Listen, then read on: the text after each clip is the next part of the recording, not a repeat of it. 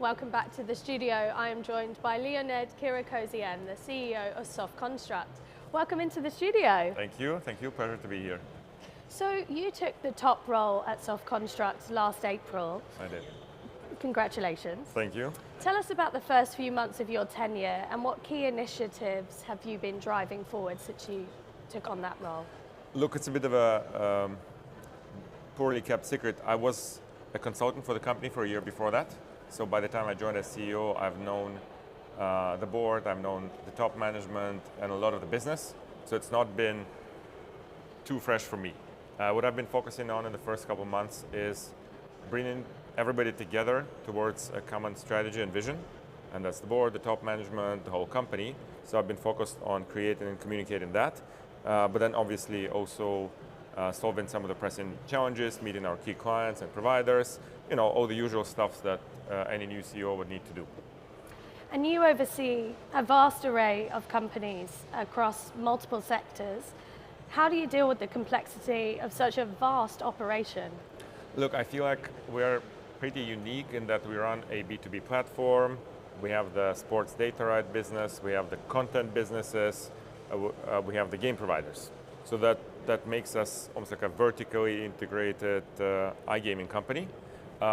It comes with a lot of advantages, which maybe I'll talk about in a minute, but also some challenges, right? Because in some markets, we're a B2B platform provider to the B2C operators, but they also operate B2C, right? So there is a bit of a conflict.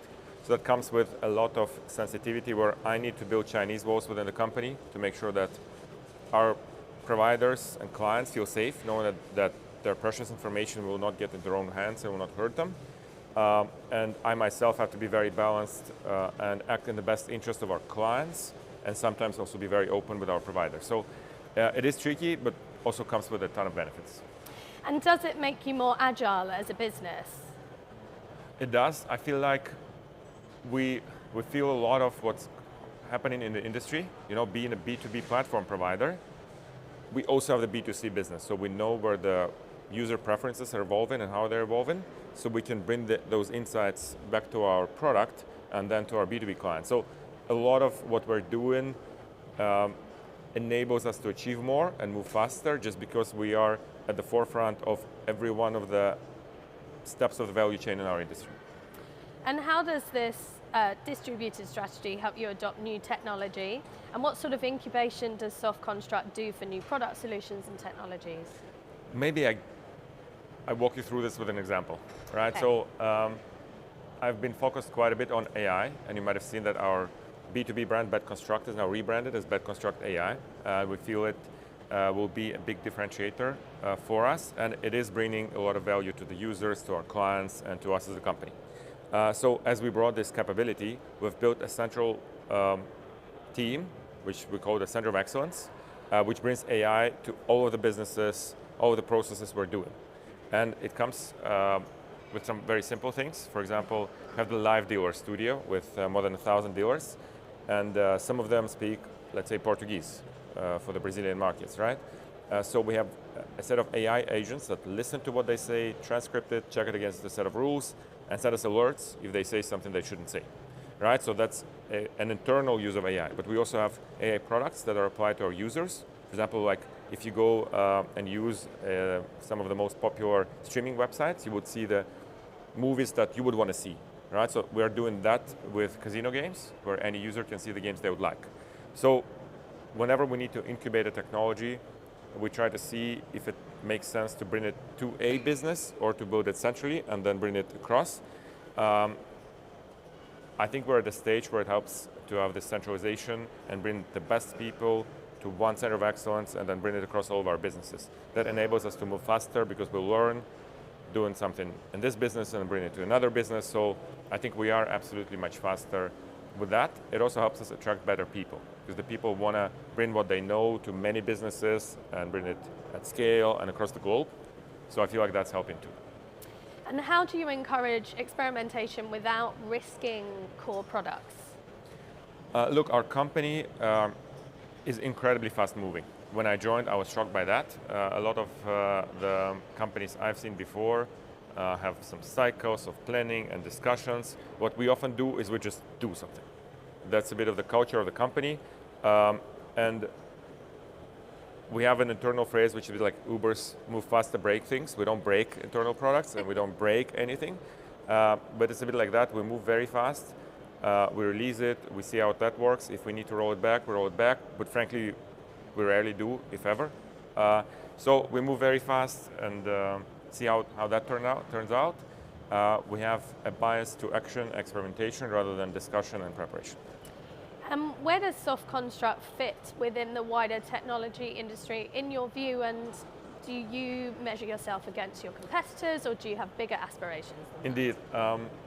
I've been running a lot of these comparisons just to understand what is our scale, what is our complexity. I've been shocked to learn right after I joined that we run more transactions per second than MasterCard does. You can imagine that the complexity of running such a technology infrastructure is pretty high. It is expensive, it's hard. Obviously the sensitivity of what we're doing is very, very high because money gets deposited and withdrawn and it's all very sensitive. So I feel like a lot of the elements of our technology landscape, we are doing some of the most complex things that anybody else is doing in the world. So it is indeed a challenge, but then it's also a privilege and it's very exciting for me and the team to be doing things like that. And how do those elements there shape your expansion plans going forward? Look, what we're doing is that we are obviously a global company. We have clients in tens of countries, from Latin America to Asia, and everywhere in between. And we keep expanding. And we're doing it in two ways. One way is when we do it proactively, like we'll pick a market and we'll say, okay, we focus on it, we hire the people, we go there, I get on a plane, I go there myself. We also have a lot of inbound demand, right? If a market gets hot, with our brand, a lot of the clients just come to us naturally, and then we end up sort of evolving and responding and assessing whether we should double down or maybe move step by step. So I feel like technology is never a limiting factor for us as we expand. It's more the talent that we have, the physical constraints of time zones and travel. So you mentioned talent there. How do you recruit your talent and how do you retain that top talent once you get it? Yeah, that's an excellent one and a very challenging one. I feel like the iGaming industry, there is a bit of a war for talent going on. As a lot of companies are expanding, there is a lot of growth and investment. At the same time, it's not like new CEOs are minted in months, right? So I feel like the industry is outgrowing the supply of talent that we have.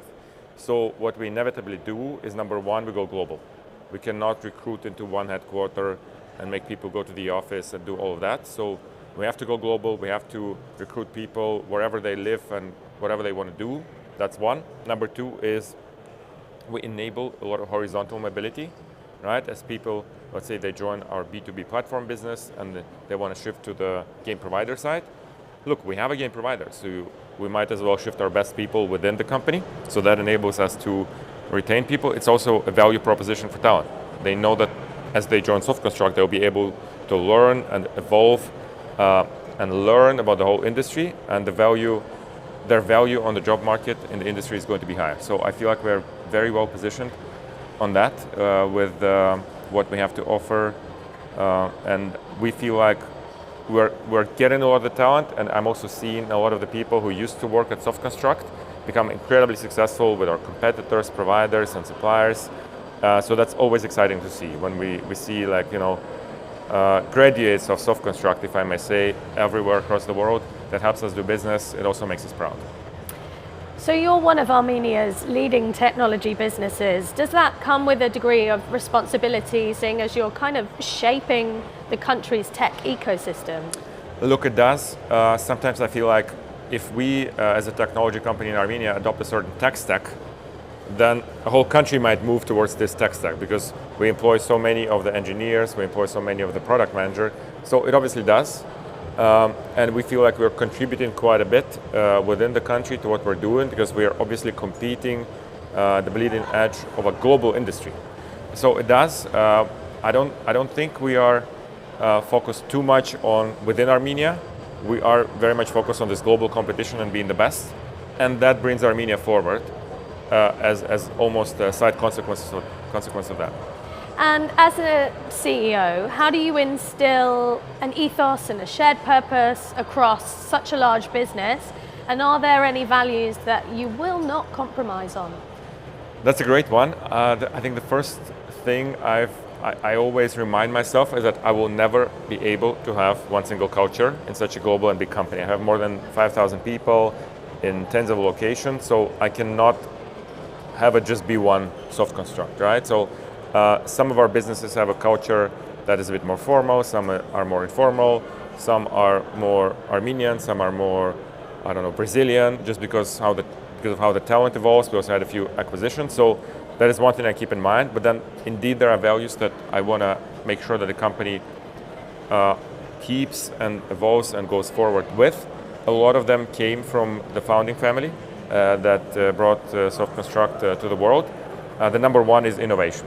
As I've said, we never wait for somebody to do something and then copy them. We are very bold in doing something first, and here at ICE we brought some things that we've done first in the industry. We are also very, I don't know if liberal is the right word, but we give a lot of choice to our clients.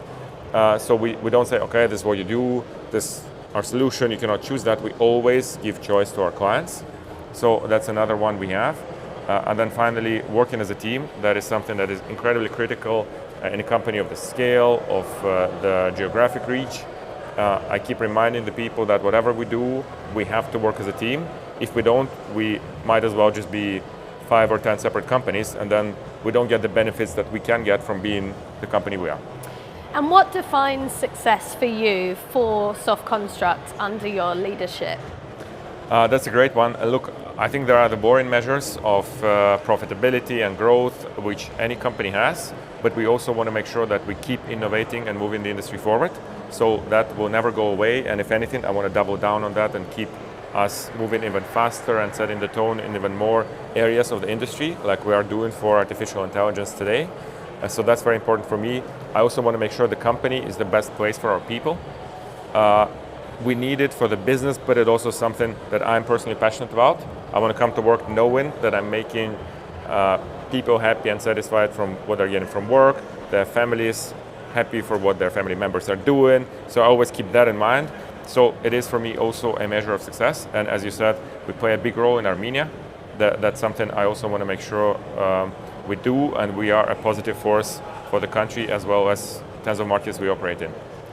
Thank you for coming in and seeing us in the studio today. Wishing you the best of luck with everything. Thank you so much. It's a pleasure.